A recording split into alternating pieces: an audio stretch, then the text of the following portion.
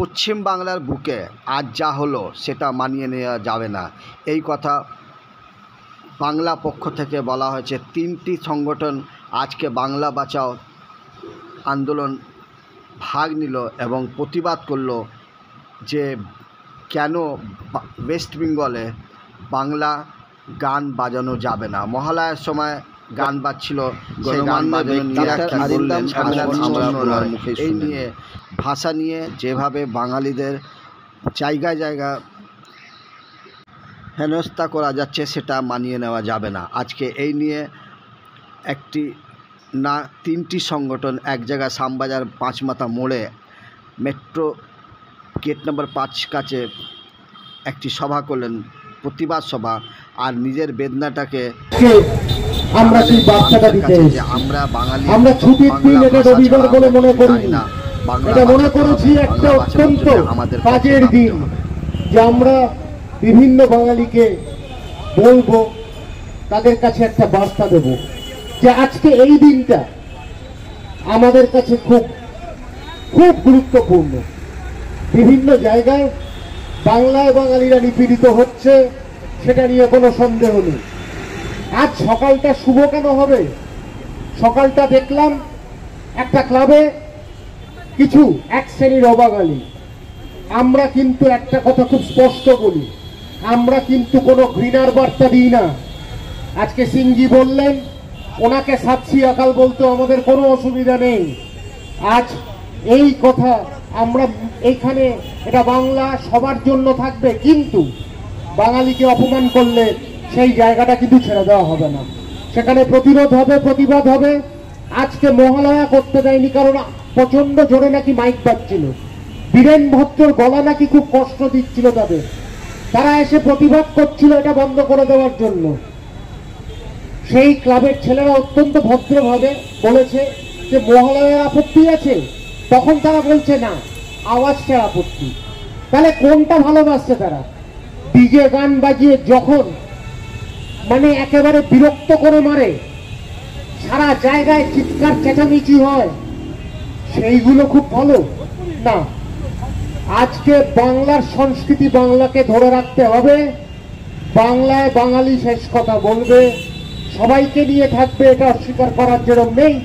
আবার বাংলার সংস্কৃতিকে আমরা বর্জন করতে পারি না, ত্যাগ করতে পারি না। আজকে সেই জায়গায় প্রতিবাদ করেছি, আজকে সেই জায়গায় পৌঁছতে পারিনি, সেটা আমরা বুঝতে পারছি, কিন্তু আজকে পৌঁছানো দরকার তাদের পাশে, এবং প্রত্যেক মানুষের কাছে পৌঁছানো দরকার যারা আজকে এই আন্দোলনে সামিল হবে। ঘরে বসে থেকে লাভ নেই। আবার বলছি, রোববার আমি একটু দুপুরে ঘুমিয়ে নিই, একটু মাংস ভাত খেয়ে লাভ নেই, কিন্তু সামনে আসতে হবে। কারণ গুঁতোগুলো খাবেন, আর বেশি দিন নেই ওই গুঁতো খাবেন। এখন মহালয়া নিয়ে গুঁতো খাচ্ছেন, তো এরপরে পুজো নিয়ে গুঁতো খাবেন, আরো গুঁতো খাবেন। কারণ একটা দল সেটা সমর্থন করে, তারা শক্তিশালী বলেই আজকে এক শ্রেণীর অবাঙালি, অসভ্য অবাঙালি এগুলো করছে। আমরা তাদের ছেড়ে দেবো না। আজকে একটা স্পষ্ট বার্তা, 7 তারিখে একটা ইতিহাস রচনা হয়েছিল। কি রচনা হয়েছিল? কোন বাঙালি বিভিন্ন সংগঠন ছিল, কেউ ঐক্যবদ্ধ হয়নি। 7 তারিখ হাওড়ায় 3টে সংগঠন ঐক্যবদ্ধ হয়েছে। আজকে 4 নম্বর এসেছে আমাদের সাথে। বাংলা ভাষা একতা মঞ্চ এসছে, আমরা বাঙালি আছে, নববাংলা পরিষদ আছে, জাতীয় বাংলা পরিষদ আছে। এরপর এক ছাতার মধ্যে আরো 10টা সংগঠন আসবে। এটা সময়ের অপেক্ষা, সময়ের দাবি হয়ে যাবে। সুতরাং একটা দিন, আজ হয়তো আমরা 50 জন এখানে আছি, আর হয়তো 2 বছর বাদে এখানে 500 জনের ভিড় হবে। মহালয়ার দিন আমরা ভালো করে বক্স বাজাবো। ভোর 4টের সময় এসে সারা বাংলায় বক্স বাজানো হবে। সেই রকম ফরমান জারি করবো আমরা। খুব ভালো লাগবে সবার, যাতে ভালো লাগে বেশি করে। তখন সেই ধ্বনিতে যেন প্রতিধ্বনিটা সব জায়গায়, প্রতিধ্বনি সব জায়গায় সারা বাংলায় শোনা যায়। বাঙালি ঐক্যবদ্ধ হবে। আর এই পুজো নিয়ে একটা কথা বলা দরকার, সামনে পুজো। ইতিহাস বলে এই পুজোতে স্বাধীনতা আন্দোলনের সাথে ভীষণভাবে অঙ্গাঙ্গিভাবে জড়িয়েছিল। আজকে একটা পুজো যেখানে 11 জন পুরোহিত সাধারণত লাগে না, 11 জন পুরোহিত পুজো করেছিল। খুব দূরে নয় এখান থেকে 10 জন পুরোহিত কিন্তু স্বাধীনতা সংগ্রামী ছিল, তারা পুজো করেনি। যাতে পুলিশ আসতে না পারে তারা বসে পুজো করেছিল ভবিষ্যতের পরিকল্পনা করার জন্য, স্বাধীনতা আন্দোলন যাতে আরো পরিসর বৃদ্ধি হয় সেইটা দেখার জন্য। সুতরাং দুর্গা পুজোর একটার পর একটা বার্তা দেয়। যেরকম একটা কথায় আছে যে মা কোথাও ভোজন করেন, কোথাও গয়না পরেন, কোথাও আনন্দ করেন, 3টে বাড়িতে। তো সেখানে দুর্গাপুজোর যেরকম আনন্দ থাকবে, দুর্গাপুজোর একটা বড় বার্তাও থাকবে। আর এই বার্তা যেরকম স্বাধীনতা সংগ্রামের সময় ছিল, নেতাজি সুভাষ বোস তার অনুপ্রেরণায় বারিন ঘোষ খিদিরপুর যে বিখ্যাত পুজো, সেইখানে কিন্তু দেয়াল লিখন করতেন। দেয়াল লিখনে স্বাধীনতার কথা লেখা থাকবে, ছিল, থাকতো। এইবার আমরা দেয়াল লিখন করব কি, সবকিছু বাঙালির হবে। এটাই কিন্তু ভবিষ্যতে আমাদের পরিকল্পনা, এটা বলে দিয়ে গেলাম। এতগুলো সংগঠন এক হয়েছে, সবাই সবার জায়গায় ঝাঁপিয়ে পড়বে। আর একটা কথা বলি, বাঙালিরা 68% বাঙালি, 68% বাঙালি আন্দামান জেলে তারা প্রাণ দিয়েছিল। তারা ছিল, অত্যাচার সহ্য করেছে, পালিয়ে বেড়ায়নি। আজ ওখান থেকে যে মানুষটা সফলভাবে পালিয়েছিল সে কিন্তু বাংলার মানুষ ছিল না, সে তার নাম ছিল দুধ কুমার তিওয়ারি। তিনি ওখানে বাঙালিরা পালাতে গিয়ে ওখানকার যারা আদিবাসী তারা তখনও মূল স্রোতে আসেনি, তারা মেরে ফেলতো স্বাধীনতা সংগ্রামীদের। আজকে এই দুধ কুমার তিওয়ারি সে কিন্তু আজকে আদিবাসীদের সাথে মিশে গিয়ে তাদের মতন চলছিল। সেখানে বাঙালিরা যখন অত্যাচারিত, সে আজকে আদিবাসীদের সাথে মিলিত ছিল। কিন্তু কতটা বেঈমানি সে করেছে, আদিবাসীরা যখন সাহেবদের অত্যাচার সহ্য করতে পারছিল না, তখন তারা যুদ্ধে নেমেছিল, যেটাকে ব্যাটেল অফ আবেরদিন বলে। এই জায়গায় এই তিওয়ারিজি তখন আদিবাসীদের ছেড়ে দিয়ে সাহেবদের দলে চলে গেছিল। সাহেবদের বলে দিয়েছিল যে তোমাদের কিন্তু আক্রমণ হবে এই আদিবাসীরা। তো এই আদিবাসীরা তারপর আর সাহেবরা যখন তৈরি হয়ে গেল আর পেরে উঠল না। তাহলে বোঝা গেল বাঙালিরা সহ্য করেছে, বাঙালিরা লড়তে শিখেছে, লড়তেও জানে, আবার লড়বে। একটা সময় আমরা বিশ্ব মানবতা দেখেছি, বিভিন্ন জায়গায় বিশ্ব মানবতা, আমরা শ্রেণী সংগ্রাম দেখেছি। ওই সংগ্রাম আর চাই না, আর ভিয়েতনাম কলকাতায় দেখতে চাই না। আমরা বাংলাটাকে বাংলার মতো করতে চাই, বাঙালি করতে চাই। বাঙালির জাতিসত্তা সেটাকে প্রচার শুধু নয়, যাতে মানুষের মধ্যে অন্তরীণ হয় সেইটা দেখতে চাই। আজকে বাঙালিরা সেই জায়গায় গেছিল।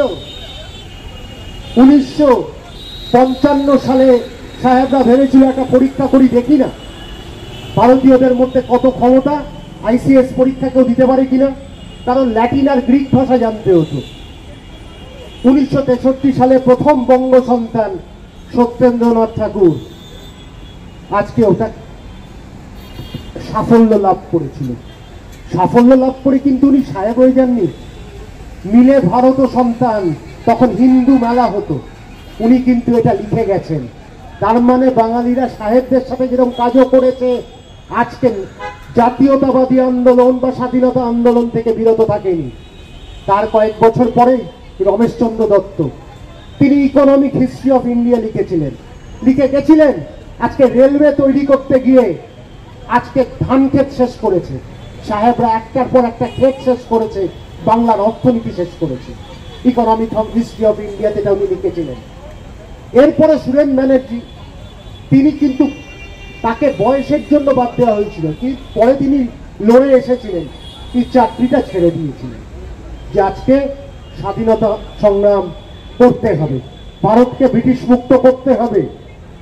আজকে আমরাও জাতীয়তাবাদী আন্দোলন করছি, কারণ আমাদের বাঙালি শত্রুকে বাংলা থেকে মুক্ত করতে হবে এবং এই মুক্তির দরকার। তা না হলে মহালয়ার দিন যদি গান ধীরেন ভদ্র ধ্বনিতে ধ্বনিত হয় তখন তা কারুর আপত্তি হয়, কারণ ভাষাটাই তো সে বুঝতে পারছে না। কিন্তু ডিজে মিউজিক চলবে না। যদি আজকে সেরম হয়, প্রত্যেক পাড়ার লোককে বলবো আপত্তি তোলো, কারণ হিন্দি সাম্রাজ্যবাদ, উর্দু সাম্রাজ্যবাদ আমরা মানব না, মানতে আসেনি। বাংলা ভাষাটাকে বাধ্যতামূলক করা, সেটাও ব্যর্থ হচ্ছে। এত সরকারদের ভালোবাসা 14% ভোটের জন্য, আহা, আজকে বিভিন্ন একাডেমি তৈরি হয়ে যাচ্ছে, কিন্তু বাঙালিকে একেবারে খুব সহজভাবে নেওয়া হচ্ছে।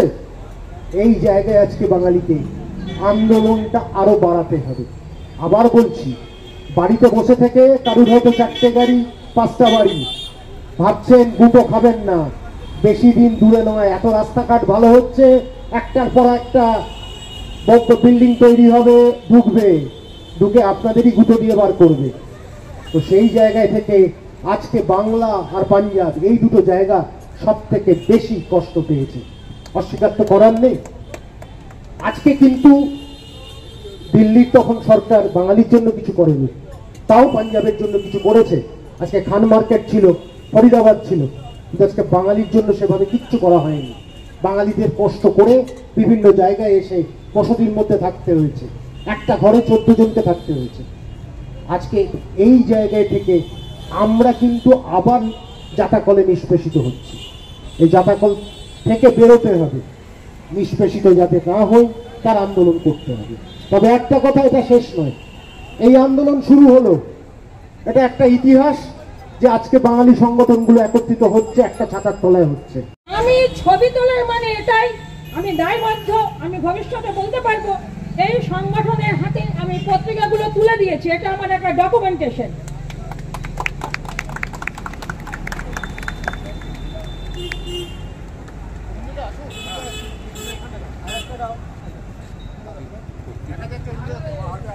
লাইট অন নয়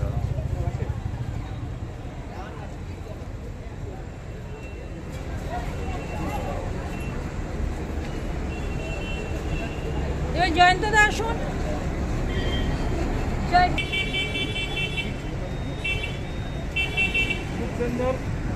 ধন্যবাদ, প্রত্যেককে ধন্যবাদ। আমি আবার বলবো, নট অনলি জাগরি, মহাপুরুষদের জীবনধারা পড়ুন, আদর্শ পড়ুন, আদর্শ ছড়িয়ে দিন, এছাড়া বাঙালিকে জাগানো যাবে না।